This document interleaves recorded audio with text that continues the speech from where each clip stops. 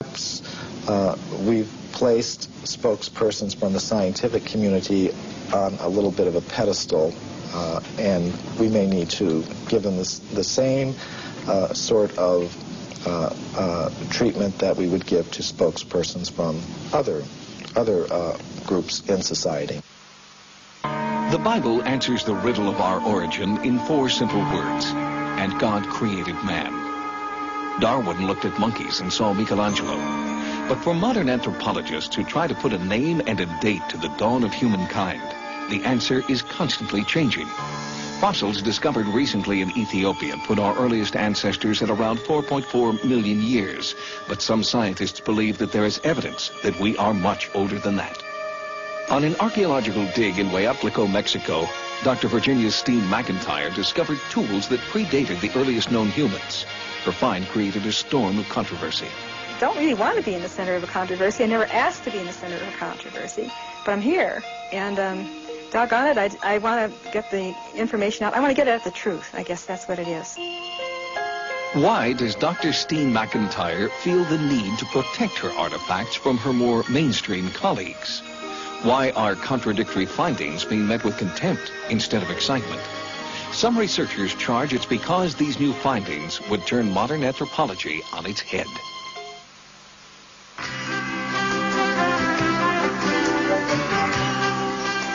Welcome back to Talkin' Pittsburgh. Nice to have you with us. And this next segment should prove very interesting to you. How old are we? I mean, as a race. How old are human beings? How long have we been on the face of the earth? Well, science says one thing, and this book, The Hidden History of the Human Race, says a major scientific cover-up is exposed, and the claims that scientists are sort of hiding things. Michael Cremo is an author and researcher specializing in the history and philosophy of science, and he, along with Richard Thompson, incidentally, Richard Thompson got his PhD in mathematics from Cornell University. Michael Cremo, what is your background? More in journalism? I'm an investigative writer. Investigative writer. In other words, you did most of the writing of the book? Most of the writing and investigating. I have to give you credit for this. Here's one testimonial that says, Hidden History is a detective novel as much as a scholarly tour de force. The murderer is not the butler, neither is the victim, a rich old man with many heirs. The victim is man himself, and the role of the assassin is played by numerous scientists. That's in talking about this book. And down here, this is where I give you credit. You put in here, here's another testimonial. Your book is pure humbug and does not deserve to be taken seriously by anyone but a fool. That's an anthropologist who represents the scientific establishment's viewpoint. Where do you differ with the scientific establishment in this book?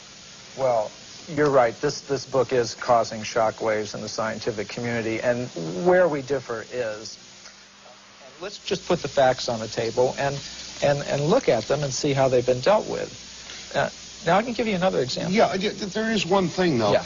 Your scientific delvings, if you will, have to be tempered, as everyone's is, by their own feelings. Yes. Now, you are a member of the Hare Krishna Society, the International Society for Krishna Consciousness, as is your co-author. That's true. Okay, you could have an ulterior, even if you were trying not to. Right. Now, Hare Krishna believes in old souls, right? I mean, that we have been here for forever. Yes. Now, yes, I am a member of the Bhaktivedanta Institute, which is the science studies branch of the International Society for Krishna Consciousness. And we do take some inspiration from the Vedic literatures of India, which do contain accounts of human civilizations being present on this planet millions of years ago.